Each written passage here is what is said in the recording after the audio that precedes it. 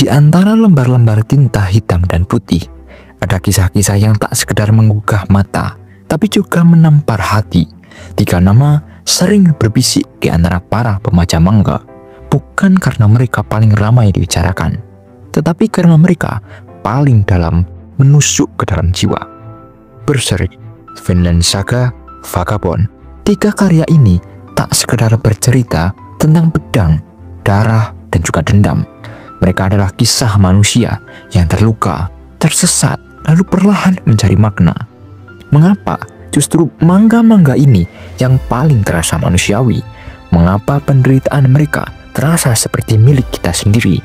Mari kita telusuri, bukan hanya siapa mereka, tetapi mengapa mereka begitu berarti.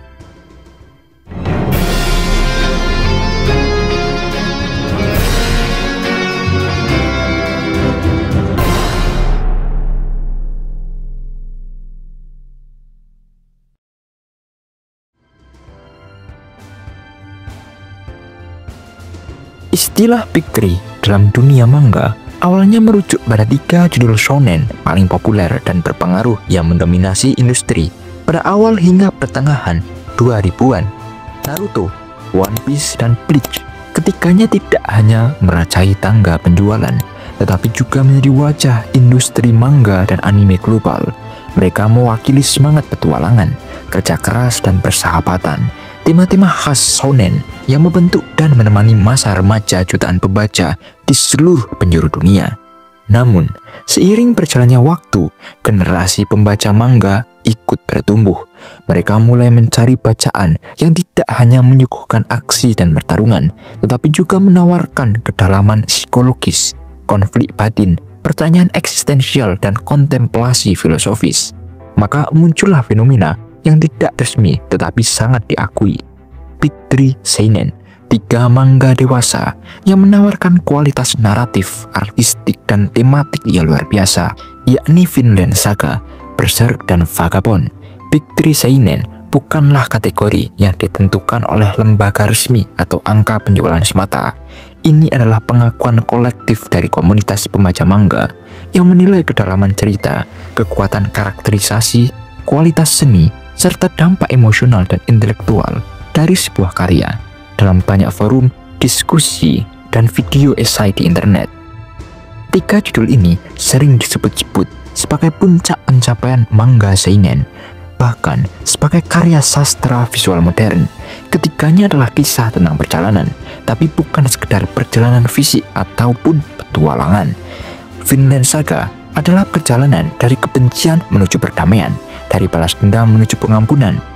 Berserk adalah perjalanan dari kehancuran menuju makna, dari penderitaan menuju kehendak bebas. Vagabond adalah perjalanan dari kekerasan menuju ketenangan batin, dari keinginan menjadi yang terkuat menuju pemahaman diri dan makna hidup. Ketiganya menolak narasi pahlawan sempurna. Mereka menyuguhkan protagonis yang cacat, penuh luka, moralnya abu-abu, tetapi juga sangat manusiawi. Mereka jatuh, mereka tersesat, bahkan mereka menderita, tetapi mereka terus berjalan. Dan justru dalam ketidaksempurnaan itulah mereka menjadi cermin bagi kita, para pembaca, untuk menatap diri sendiri. Mari kita telah satu persatu.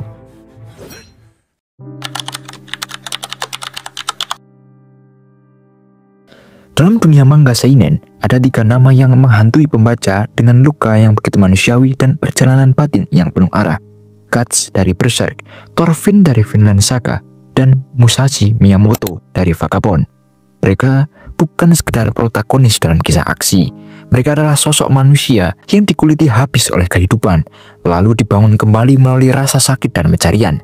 Ketiganya memulai perjalanan mereka dalam api kekerasan, dibaptis oleh darah, dan dihantui oleh masa lalu yang kelam. Namun di balik tiap tebasan pedang mereka, tersembunyi keinginan akan sesuatu yang lebih lembut, penebusan, kedamaian, dan pemahaman terhadap dunia dan diri mereka sendiri. Cerita Guts dimulai bukan dari sebuah kelahiran yang normal, tetapi dari tubuh seorang wanita yang sudah mati. Ia secara harfiah lahir dari kematian. Dan sejak saat itu, dunia tidak memberinya kemudahan. Diasuh oleh seorang tentara bayaran brutal bernama Gambino, Guts tidak pernah benar-benar merasakan kasih sayang. Masa kecilnya dipenuhi kekerasan dan eksploitasi, bahkan trauma seksual pada usia dini yang kelak meninggalkan luka psikologis yang mendalam. Sebagai seorang prajurit tentara bayaran yang masih muda, Guts belajar bahwa hidup adalah tentang bertahan, bukan tentang bermakna. Setiap hari adalah perang, namun titik balik besar dalam hidupnya terjadi saat ia bertemu dengan sosok karismatik yang bernama Griffith dan pasukan Band of the Hawk. Dalam kelompok ini, Guts untuk pertama kalinya menemukan rasa memiliki. Ia menemukan cinta, persahabatan, dan cita-cita yang lebih besar dari dirinya. Namun semua itu dihancurkan dalam tragedi besar, yaitu Eclipse. Momen kelam ketika Griffith mengorbankan semua temannya demi ambisi ilahi, dan Guts hanya bisa menyaksikan kehancuran tanpa daya. Saat itulah Guts menjadi orang yang diliputi oleh amarah dan dendam. Ia tidak lagi bertarung untuk hidup, tetapi untuk membalas dendam. Namun, di balik kemarahannya itu, kita melihat retakan ada cinta yang belum mati, terutama untuk Casca, satu-satunya yang ia selamatkan dari tragedi tersebut. Walau jiwanya telah hancur dan menjadi gila, perjalanan Guts adalah tentang bertahan hidup dalam penderitaan konstan. Dan pelan-pelan dia mulai menyadari bahwa dia tidak bisa melawan kegelapan sendirian. Ia membutuhkan orang lain, dan perlahan mulai membangun kembali kehidupan yang penuh harapan bersama rekan-rekan yang baru. Jika Guts adalah simbol dari kekuatan bertahan dalam penderitaan, maka Thorfinn adalah contoh dari transformasi melalui pertobatan batin. Thorfinn kecil adalah anak polos yang imut, yang terobsesi menjadi pejuang karena dongeng ayahnya. Tetapi ketika ayahnya terbunuh, kemarahan menggantikan kepolosan. Namun, yang membuat Vinland Saga unik adalah bagaimana manga ini dengan cepat membalikkan ekspektasi pembaca. Thorfinn yang tampak sebagai protagonis aksi biasa dengan cepat dikupas hingga habis. Ia tidak menjadi pembunuh legendaris atau pahlawan perang yang diakui. Sebaliknya, setelah kematian Askeladd, orang yang membunuh ayahnya, tujuannya runtuh seketika. Ia kehilangan arah, dan yang tersisa hanyalah kekosongan makna. Ark perbudakan menjadi titik balik besar dalam kisah Thorfinn. Ia tidak lagi menjadi prajurit, melainkan budak yang harus bekerja untuk tuannya. Dalam keadaan paling tidak berdaya inilah, Thorfinn mulai menghadapi dirinya sendiri. Kesalahan yang telah ia lakukan, orang-orang yang telah ia bunuh, dan apa arti hidup tanpa kebencian. Tidak ada pedang yang bisa membantunya kali ini. Yang ada hanyalah kerja keras, mimpi damai ayahnya yang dulu ia abaikan, dan kesempatan untuk menjadi manusia baru. Yang membuat perjalanan Thorfinn menarik bukanlah keahlian bertarungnya, keputusan untuk tidak bertarung lagi. Ia mulai percaya bahwa tidak ada kemuliaan dalam kekerasan, bahwa kebebasan sejati hanya datang dari membebaskan diri dari lingkaran dendam. Ketika ia kembali memegang pedang, itu bukan untuk membunuh, tetapi untuk melindungi sesuatu yang ia yakini. Perjalanan spiritualnya sejalan dengan kedewasaannya sebagai manusia. Vagabond memulai kisahnya dengan Musashi yang bernama asli Shinmen Takezo, pemuda cilik liar yang hidup hanya untuk bertarung dan bertarung. Dia tak segan membunuh dan haus akan pembuktian diri, terutama pembuktian kepada ayahnya. Dunia melihat Takezo sebagai ancaman, dan ia pun dicap sebagai orang buangan. Namun transformasi Shinmen Takezo menjadi Musashi Miyamoto adalah salah satu yang paling lambat tetapi paling menggugah. Ia dihantui oleh perasaan bersalah yang membeku di dalamnya.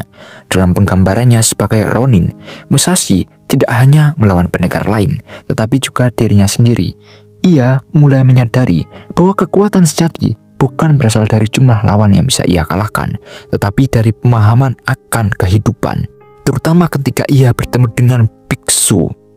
Pertemuan dengan orang-orang yang tidak bisa ia kalahkan, seperti Inei ataupun anak kecil seperti Iori, melunakkan hatinya. Musashi mulai memikirkan ulang makna ketika mengayunkan pedang. Apa gunanya menjadi pendekar terhebat jika jalan yang ia tempuh penuh dengan darah? Hal ini dibuktikan dengan dia ketika pertarungan melawan 70 orang dan dia selamat. Dalam salah satu momen paling kontemplatif dalam manga, Musashi terluka parah dan harus berjuang untuk sekedar hidup. di ambang kematian, ia tidak memikirkan kemenangan, tetapi tentang pohon, tentang tanah, tentang betapa kecil dan rapuhnya manusia di hadapan alam.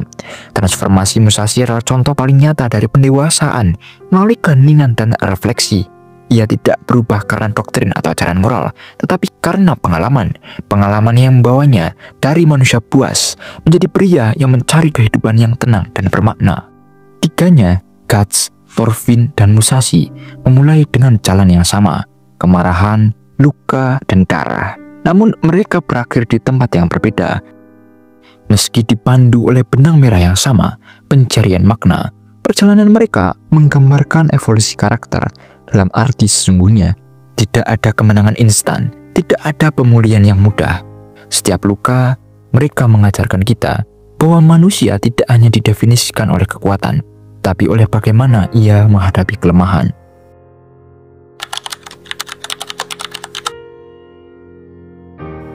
Ketika kita berbicara tentang Berserk, kita sedang membuka pintu ke dalam dunia yang brutal, namun jujur tentang manusia dan eksistensinya.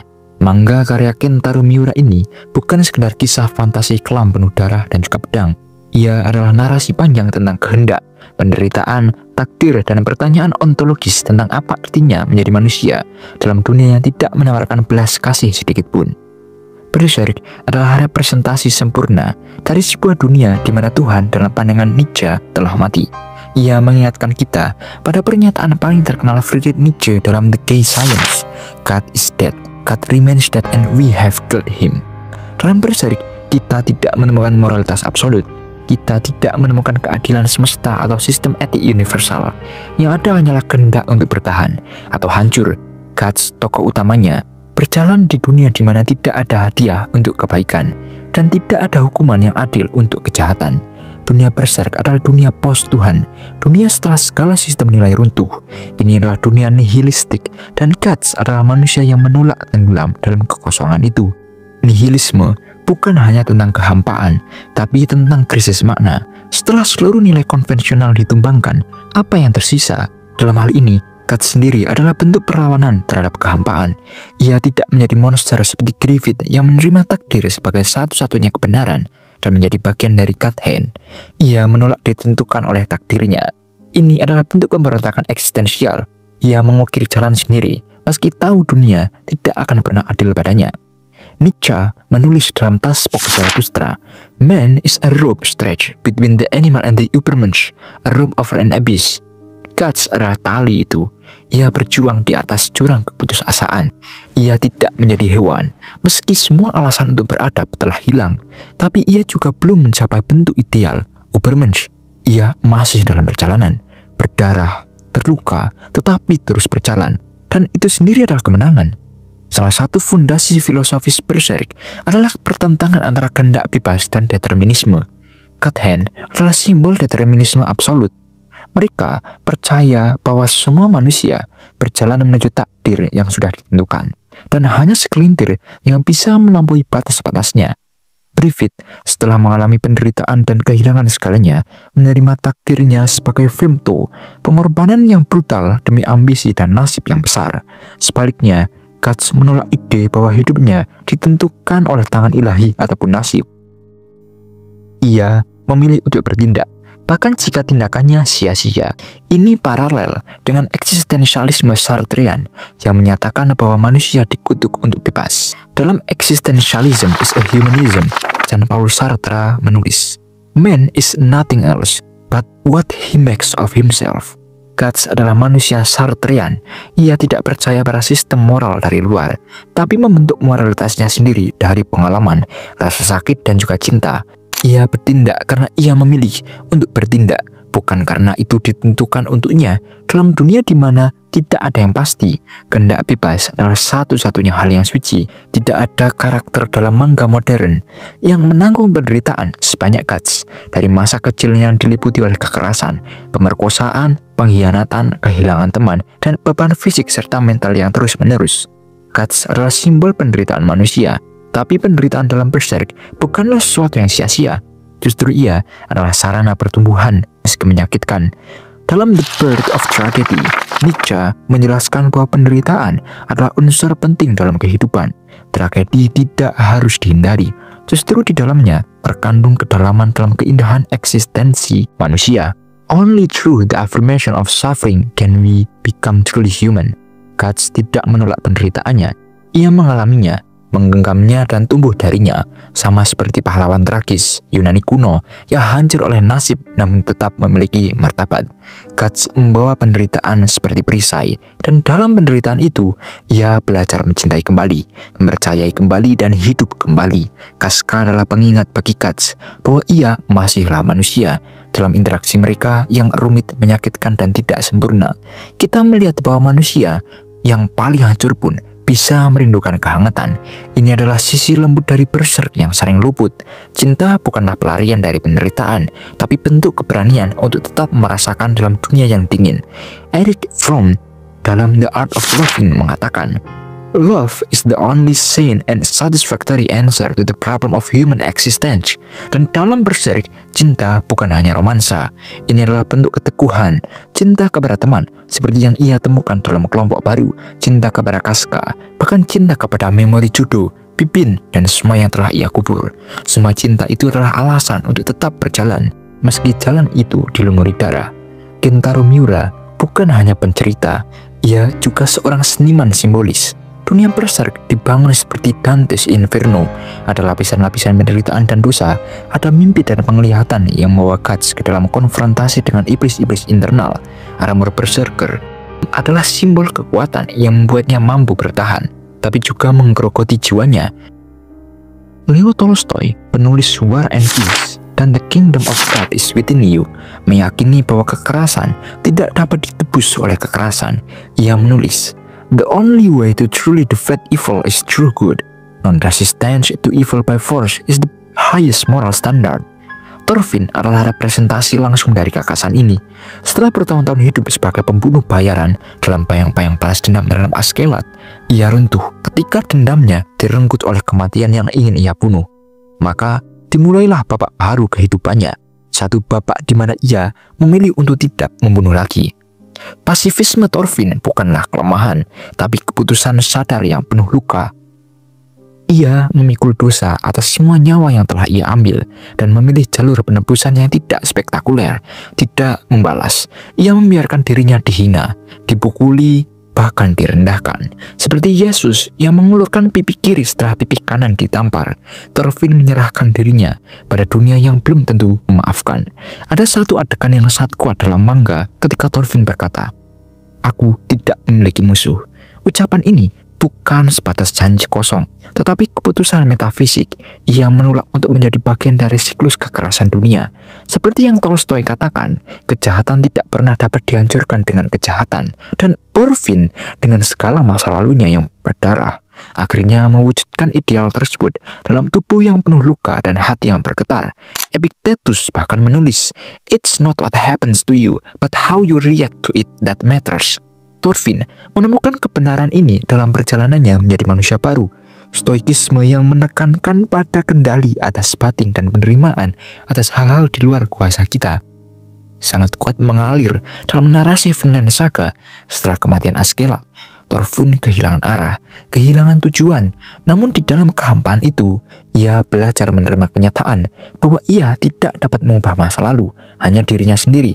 Seperti Marcus Aurelius yang menulis dalam Meditations, "You have power over your mind, not outside events. Realize this and you will find strength."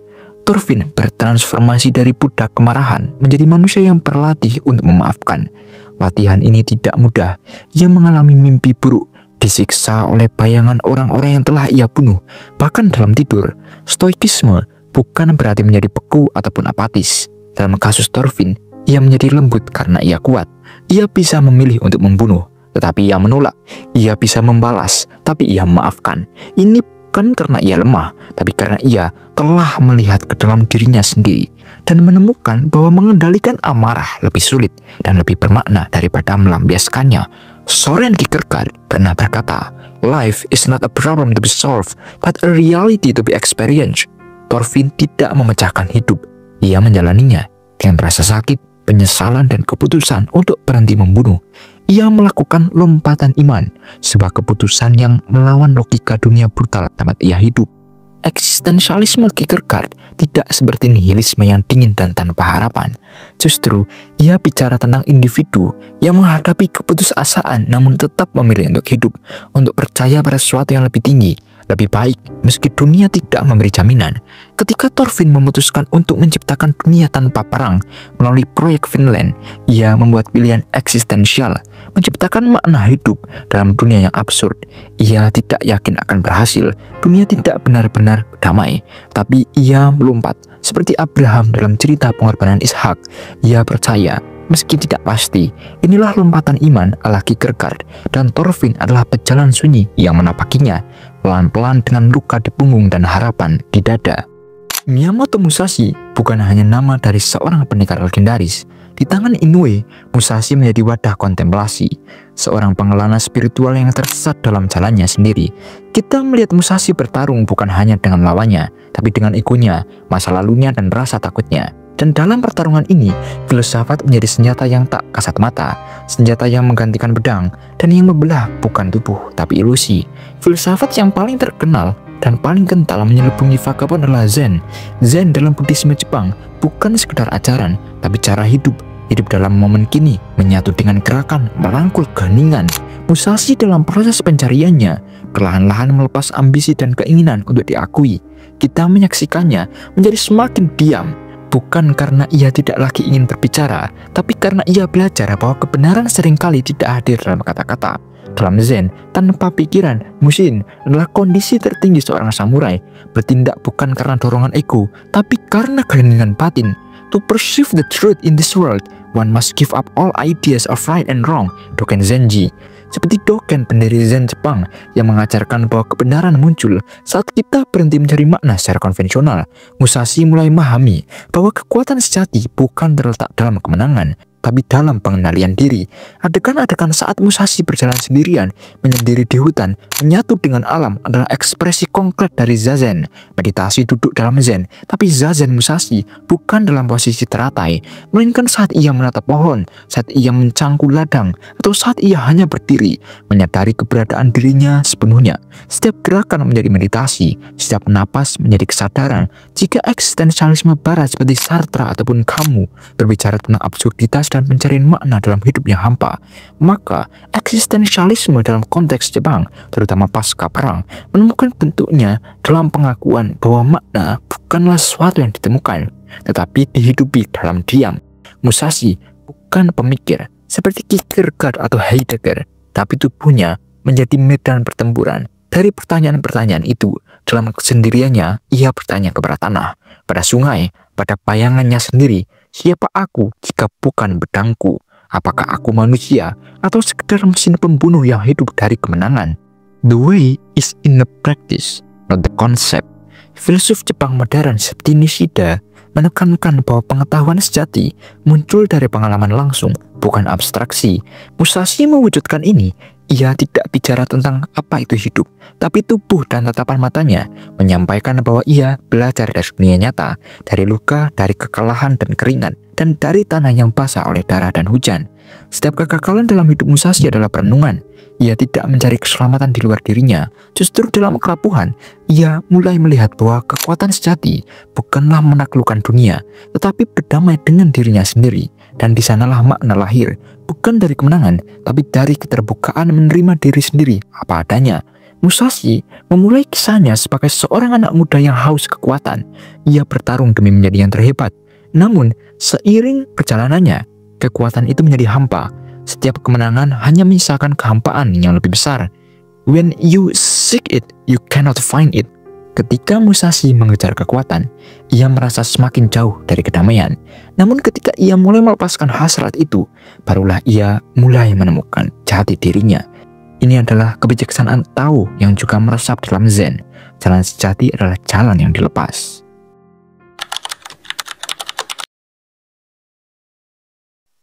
Kentaro Miura menciptakan sesuatu yang jauh melampaui konvensi manga gelap. Gaya ilustrasinya yang ekstrim dalam detail, begitu teliti hingga tampak fanatik, adalah pernyataan artistik yang berdiri sendiri. Saat kita membuka halaman Berserk, kita tidak sekedar melihat seorang laki-laki dengan pedang raksasa. Kita ditarik ke dalam dunia yang melengkuh, yang memekik, yang mengamuk dalam kesunyian panel hitam putih. Setiap guratan Miura seperti membawa emosi dari rentuhan dunia, tengkorak, kegelapan, darah, iblis, langit yang merobek. Semuanya bukan hanya visual horor biasa, ia adalah manifestasi dari penderitaan manusia. Bahkan dalam desain karakter Guts sendiri, dengan luka-luka yang hampir menyatu dengan identitasnya, terdapat pernyataan bahwa tubuh adalah arsip rasa sakit, dan visual Miura tidak pernah membiarkan kita lupa akan hal itu. Satu panel di mana Guts melawan makhluk dari dunia astral bisa memakan waktu berjam-jam untuk dikaji. Gelap dan terang bukan hanya kontras grafis, tapi pertarungan makna. Miura mempermainkan bayangan bukan untuk efek estetika, tapi untuk menggambarkan perjuangan psikologis. Panel bukan hanyalah ruang, ia adalah cermin dari dunia batin. Ada sebuah adegan saat Guts beristirahat sendirian di bawah langit penuh bintang, sementara latar kosong membungkam halaman. Di sana, Miura tidak menggambar untuk memamerkan keterampilan, ia menggambar untuk menyampaikan hening, dan di dunia Berserk, hening adalah hal yang langka, dan karena itu suci. Takehiko Inoue adalah seorang pelukis yang menggunakan manga sebagai medium. Panel-panel dalam Vagabond nampak seperti lukisan tinta sunyi, minimalis namun penuh nuansa. Ada semacam kebijaksanaan tua yang mengalir dalam tiap gerakan kuasnya. Bahkan ketika Musashi tengah bertarung dengan penuh tenaga, kita tidak merasakan ledakan emosi, tapi justru keheningan. Sebuah paradoks visual, kekerasan yang dilukiskan dengan zen.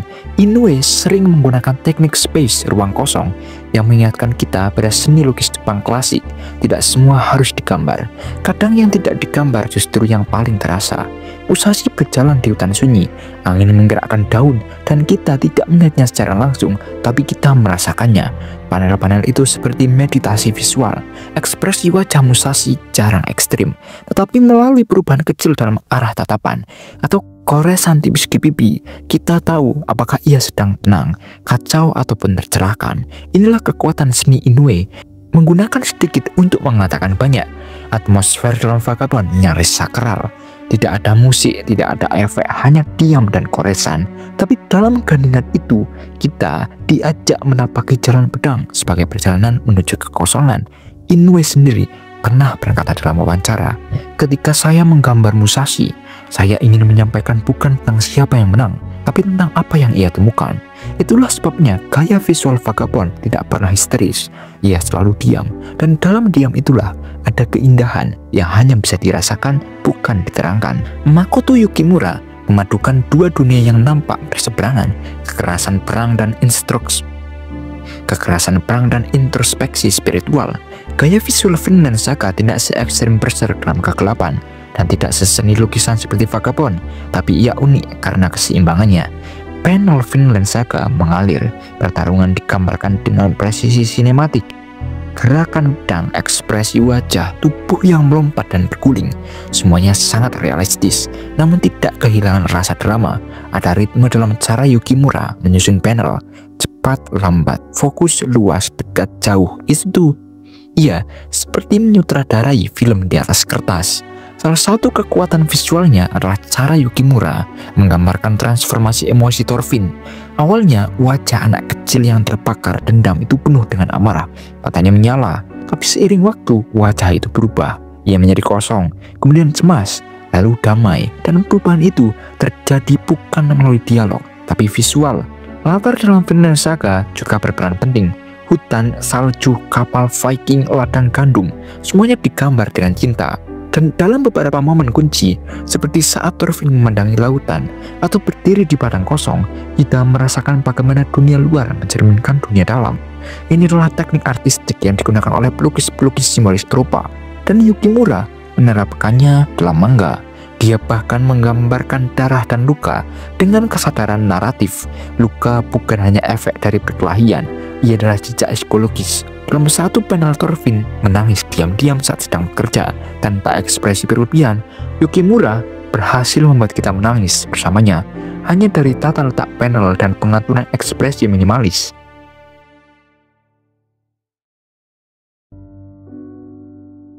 Kentaro Miura bukan hanya seorang penggambar horor dan fantasi gelap. Ia adalah seorang penjahat eksistensialisme dalam bentuk panel dan bayangan. Lahir pada 1966 di prefektur Chiba, Jepang, Miura memulai perjalanan menggambarnya sejak usia dini. Ia dikenal sebagai seorang yang sangat teknikal, perfeksionis, dan gila detail. Namun di balik keterampilan itu, ada batin yang terusik. Miura tumbuh dalam era Jepang pasca perang, yang sedang menata identitas budaya dan moralnya. Ia menyerap berbagai pengaruh dari budaya Eropa klasik, mitologi, serta literatur gelap. Tidak mengherankan jika pengaruh seperti Inferno dari Dante Alighieri, lukisan-lukisan Hieronymus Bosch, hingga novel-novel Fyodor Dostoyevsky membentuk napas Berserk. Berserk adalah manifestasi penderitaan manusia. Dalam karakter Guts, Miura menuangkan bayangan terdalam tentang kehendak bertahan hidup di dunia yang kejam. Miura tidak hanya tertarik pada heroisme, ia tertarik pada keterpurukan, pada kerentanan manusia saat dihadapkan pada kekuatan yang jauh lebih besar, tak terjelaskan. Seperti dalam pemikiran Nietzsche, ia yang melihat ke dalam jurang harus siap bahwa jurang juga akan melihat balik ke dalam dirinya. Miura menyentuh jurang itu berkali-kali, dan Berserk adalah jendela ke dalamnya. Visualnya menggambarkan dunia yang terbelah antara iblis dan manusia, tapi secara esensial antara manusia dengan dirinya sendiri. Tragedi Griffith, penderitaan Kafka, dan amukan Guts bukan hanya elemen naratif, tapi refleksi psikologis dan filosofis dari relasi manusia dengan trauma dan takdir. Kematian Miura pada 2021 mengukir luka dalam industri manga, tapi warisannya tidak pernah mati. Ia adalah seorang seniman yang menolak kompromi. Karyanya adalah pertarungan terus-menerus dengan waktu, tubuh, dan ekspektasi. Dan itulah kenapa Berserk terasa begitu jujur, karena ia lahir dari perut penderitaan yang nyata. Jika Miura adalah pendoa dalam badai, maka Takehiko Inoue adalah peziarah dalam hening. Lahir pada tahun 1967 di prefektur Kagoshima, Jepang, Inoue mulai dikenal meluas melalui Slam Dunk, namun menemukan ranah spiritualnya dalam Vagabond. Vagabond bukan sekedar kisah samurai, ia adalah refleksi eksistensial tentang pencarian diri, kekosongan, dan hakikat hidup. Inoue terinspirasi oleh novel Musashi karya Eiji Yoshikawa, namun ia menolak sekedar mengadaptasi. Ia ingin menciptakan ulang jiwa dari Musashi itu sendiri. Dalam banyak wawancara, Inoue menekankan pentingnya sunyi. Baginya, pertarungan bukanlah klimaks dari cerita, melainkan proses. Itu sebabnya Vagabond penuh dengan panel kosong, tatapan diam, dan lanskap sunyi, karena di sanalah pencarian terjadi. Inoue memadukan pemikiran Zen, Tao, dan eksistensialisme dalam karyanya. Ia menggambar bukan untuk menyelesaikan cerita, tapi untuk menggambarkan proses menjadi. Inoue pernah mengambil jeda panjang dalam pembacaan Vagabond, bukan karena kehabisan ide, tapi karena ia sendiri belum menemukan jawabannya. Makoto Yukimura lahir pada tahun 1976, yang membawa angin segar yang berbeda. Ia bukan mangaka yang lahir dari keputusasaan, tapi dari harapan yang sulit. Karya sebelumnya sudah menunjukkan kecenderungannya pada tema kemanusiaan dan ruang batin. Namun Vinland Saga adalah magnum opusnya, tempat di mana ia berani membongkar kontradiksi antara kekerasan dan perdamaian. Yukimura adalah seorang mangaka yang religius secara etis. Meski tidak selalu secara spiritual, ia percaya pada evolusi moral. Ia percaya bahwa manusia bisa berubah. Thorfinn, protagonis Vinland Saga, adalah lambang dari transformasi ini, dari anak pendendam menjadi pejuang pasifis. Yukimura tidak menulis tentang pahlawan, ia menulis tentang mereka yang hancur dan memilih untuk tidak menghancurkan Bali. Pandangan ini tidak datang dari ruang kosong. Yukimura banyak membaca literatur tentang sejarah Viking, kekristenan awal, serta psikologi trauma. Ia terinspirasi oleh tokoh-tokoh seperti Leo Tolstoy, Mahatma Gandhi, dan bahkan Nelson Mandela. Ide bahwa dendam bisa dilawan dengan pengampunan adalah fondasi Vinland Saga. Visual Yukimura memang tidak seintens Miura atau seartistik Inoue, tapi ia unggul dalam kesetiaan pada ekspresi kemanusiaan. Panel-panel tentang Thorfinn merenung, menangis, atau diam bekerja dengan kekuatan subtil, karena di sanalah pertobatan terjadi. Yukimura tidak percaya kepada klimaks kekerasan, ia percaya pada resolusi batin, dan itulah yang membuat visinya unik di antara para mangaka seinen.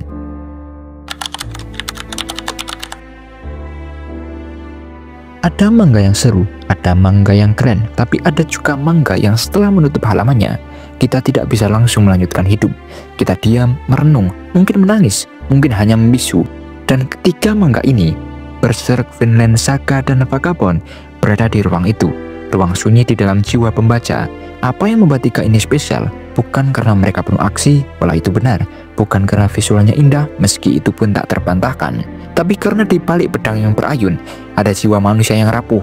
Di balik perang dan pembantaian, ada cerita yang tidak terdengar, cerita mencari makna hidup, dan itulah yang membuat mereka abadi. Guts, Thorfinn, Musashi, mereka bukan hanya tokoh, mereka adalah cermin diri. Ketiganya mengandung luka, pertanyaan, dan perjalanan, tapi juga mengandung pengharapan. Karena mungkin dalam kisah mereka, kita tidak sedang membaca tentang Guts, Thorfinn, atau Musashi. Mungkin kita sedang merefleksikan diri kita sendiri. Terima kasih sudah menonton.